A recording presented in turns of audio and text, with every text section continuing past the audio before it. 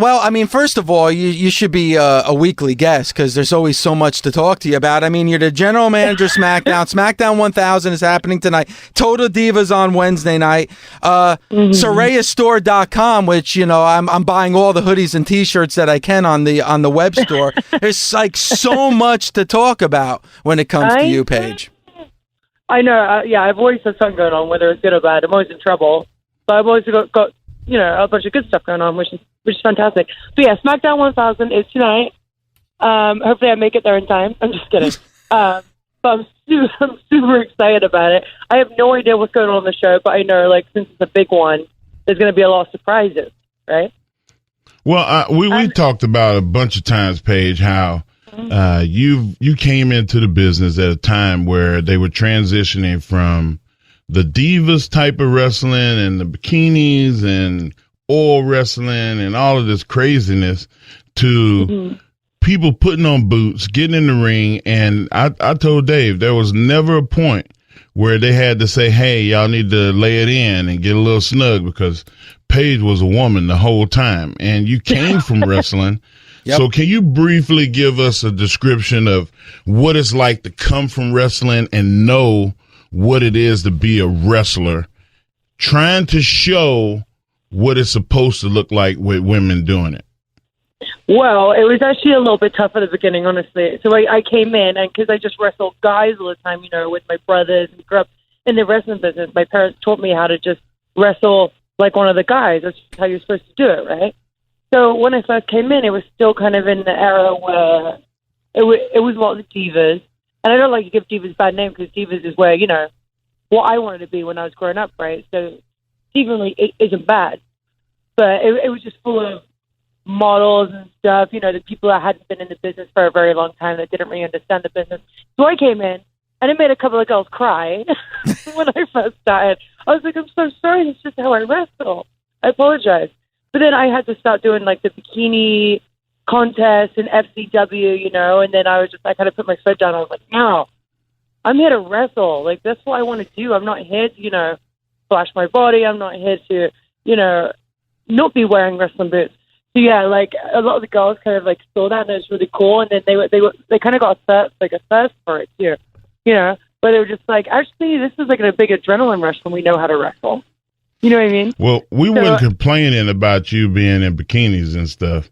But we were glad that you were able to come in. There were some people that we didn't want to see in bikinis, but I'm just saying.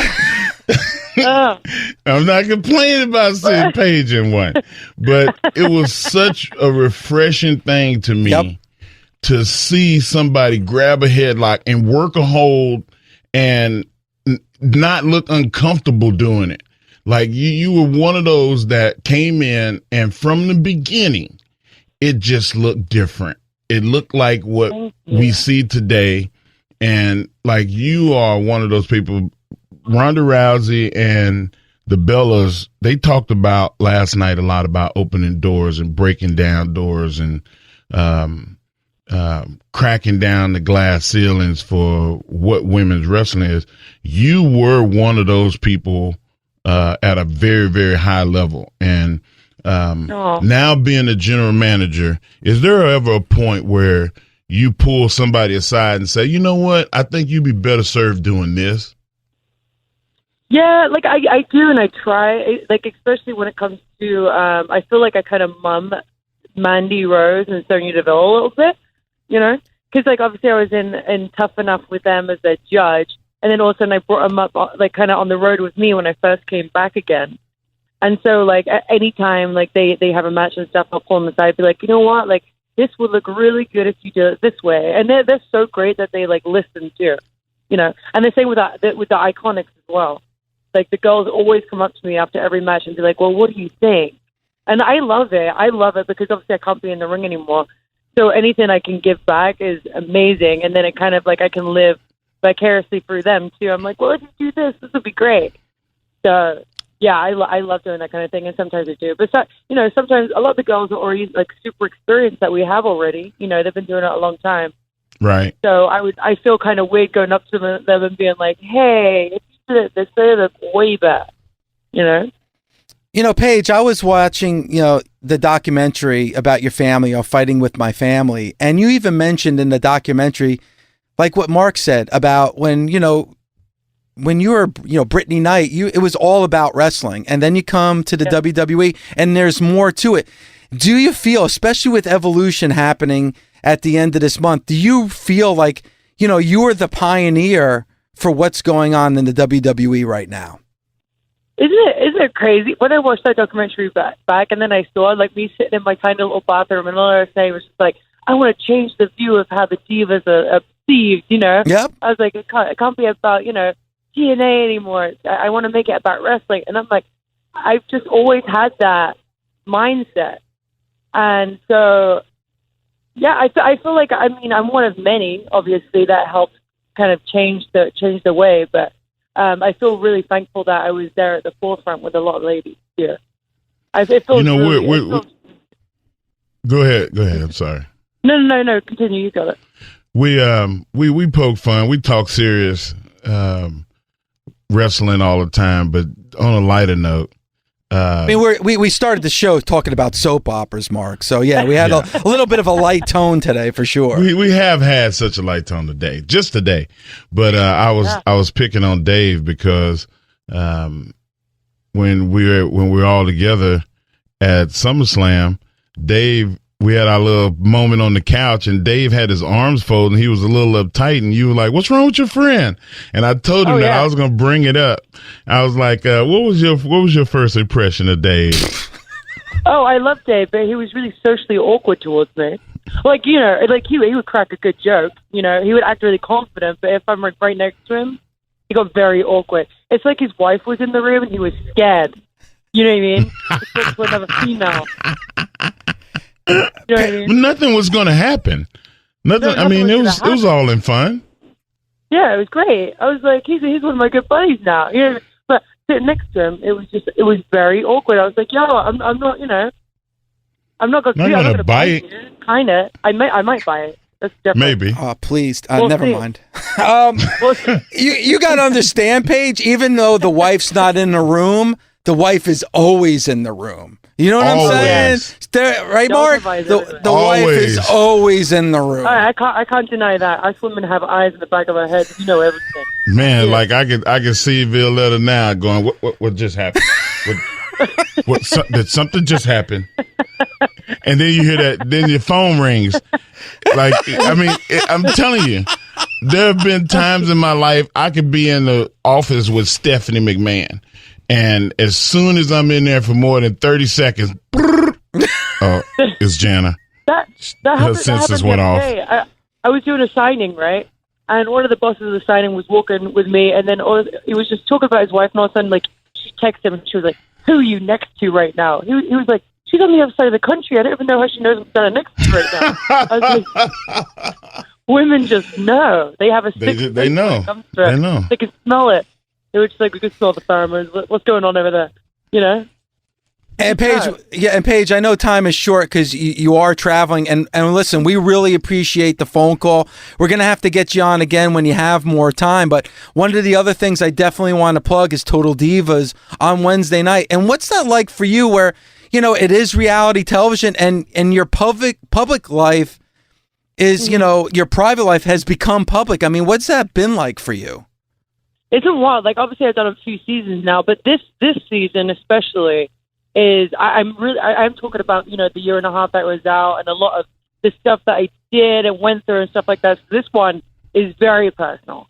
So especially like this episode about to come up, actually, it's about the fan who like attacks me and just like how people like call me fat all the time now. So it just every episode is different.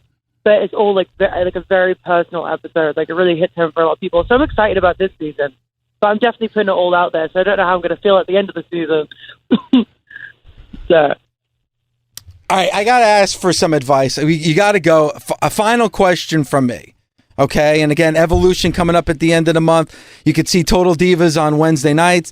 SorayaStore.com, hoodies, t-shirts, accessories. It's amazing. I mean, I'm buying women's clothes, and I'm a man, but I have to buy stuff. I have to support the store, and of course, SmackDown 1000 tonight on USA Cable Network. My daughter's 15. She's in high school. Give me a little advice. How do I deal with this awkward time? My daughter being 15, high school. I needed some advice from Paige. You can't deal with it. We're women. At the end of the day, it doesn't matter what age we are. We're very stubborn, right? You just say yes to her all the time. That's all I got for you, dude. Women are struggle. Deal with it. All right, Paige. All right, Paige. I have a little question I wanted to ask. I wanted to ask if you were to do it all over again, would you do it the same way? Yeah. Or is there something that you've come across that you would go, you know what? I think I'd change this one thing. You know what? That's a really good question, because like some of me would be like no, because I ended what I've done like in a really good way, you know. But also I would be like, okay, maybe I wouldn't do that move with Sasha, something that I did, you know, that took me completely out, because then I'd be in there longer. So it's like it's really hard to decipher, you know what I mean? But no, okay. Yeah, I don't know if I would. I like what I'm doing right now. It's hard to second guess, and you know, hindsight is definitely 20/20. But like in my career, there are a couple of things that I would change from a personal standpoint more than professional. But personally, definitely, I changed a lot. I changed a hell of a lot. I couldn't think of anything, Paige. You live and learn, Paige. You learn from your mistakes. You're young. Learn from your mistakes. Oh man, I've got a laundry list of mistakes I could probably delete from my life. Paige, I couldn't think of anything. Yeah, it's all good. It's all right. So I mean, obviously, Mark is right. We would love to see you in the ring, but you know, last question: are you happy right now? Are you happy? I'm so happy. You sound happy. You just sound happy. The happiest I've ever been. You know what? It's just relaxed. It's like my body doesn't hurt as much anymore, you know, and like I get to work in the same job, but with men and the women now, which feels great. I get to be around people I love. I get to run my own store. Everything's going amazing. I love it. Can you do me a favor? You guys, yeah, of course. Can you tell your mom that I said hello? You need to back off. All right. No, not like that. Your mom was so nice to me every time I've ever met her. Of course. And she was the one that would say you have to try the Banoffee. She came to the catering, and I was like, man, I think I'm gonna get something dessert. And she said, oh, you have to try the Banoffee. And I said, the what? You know what? And she said, hold on a second. And she went and got me some. Oh, isn't she the sweetest? Man. Yeah, she did. The most amazing. Like, so Lillian obviously does podcasts, right? Garcia. My mom just did a podcast, and you guys, like, anytime you want to, just give it a listen. My mom has been through hell and back, and you'll understand why I kind of bounced back, because she's a very strong woman. You would not believe the stuff that she's gone through, and it's still so nice enough to go get you banoffee pie, man. She's so sweet. Man. I tell you what, all you Americans that have never heard of banoffee pie, me being one, like, you have got to look up English recipes for banoffee pie. It is a caramel, banana, graham cracker, custard pie. Yeah, and you know what? Anytime we go on a tour, right? Everyone would always complain about getting British food, right? They was like, British food, come on. But everyone would be eating banoffee pie the whole time. They love it. Americans love banoffee pie. They love it. Well, this American right here loves Paige. And I'll try some banoffee pie, too. What a segue. What segue? I try, all these years of communication school. Dave, paying you off. smooth pork tongue devil. Paige, catch your flight for crying out loud. We need you on SmackDown tonight. You're the general manager for crying out loud. I'm trying. But yeah, I'm being really bad at my job right now. It's terrible. All right, I'll be there. I promise. Okay, Paige, thank you so much for the time. We love you. Thank you, guys. I love you guys.